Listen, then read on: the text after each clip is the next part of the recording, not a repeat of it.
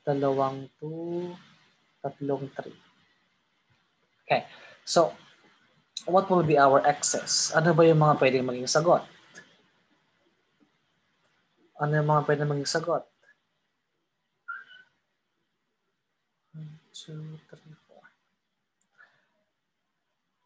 4. What are the possible answers? Meron tayong 1, 2, and 3. So, 1, 2, and 3. Okay? What will be the probability na makuha natin ay 1? Probability na makuha ay 1. So, we need to count first how many sections do we have para dun sa ating denominator. Tama? So, we have 1, 2, 3, 4, 5, 6, 7, 8. So, we have over 8, over 8, and then over 8. Ilan yung 1 natin? 1, 2, 3. Ilan yung 2? 1, 2. Ilan yung 3? 1, 2, and 3 also. Okay? And then double check.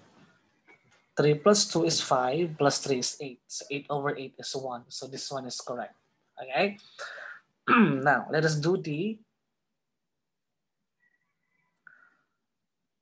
histogram. So meron tayong tatlo. 1, 2, 3. 1, 2, 3. These are the excess. Okay? Yung p of x natin, meron tayong, pwede mong gawing 1 over 8, 2 over 8, 3 over 8, and then so on and so forth. Pwede ka magdagdag ng 4 over 8, 5 over 8, hanggang 8 over 8. Okay? Yan yung pwede mong ilagay sa probability. Dapat nasa gitna natin siya ng 0 to 1. Okay? For our number 1, I will choose at red. So, ito si red. Ito si green. Ito si blue. Kaya para makita nyo ang yung ating graph. Ang maganda. So, yung 1 natin is 3 over 8. So, aabot siya dito sa taas pa yan. Dapat nasa gitna pa rin yung ating line here. Okay, so, you can now color this or shade. Okay? Number 2. Number 2 is color green. And ang kanyang height is 2 over 8. So, dito siya, 2 over 8. Pupunta dyan. So, we can now also shade this. Then the last one is the blue or the 3. So, we have 3 over 8. So, same height with 1. Yeah, so, shade na natin siya. Okay? So, this is how we can do the histograph. Okay, a probability histogram. I should say histogram, probability histogram. Okay? Again, if you have the questions, just chat me in my messenger. I am open this Sunday. Yun ang aking open time. Okay, Sunday, ha? So I will give your activity. Of course, ang gagawin ninyo is yung tabular form and this histogram. Ang gagawin natin sa activity. Okay, I will send that activity in your Q essay. Okay, so see you again next time for the third week of our statistics and probability. Okay, bye-bye.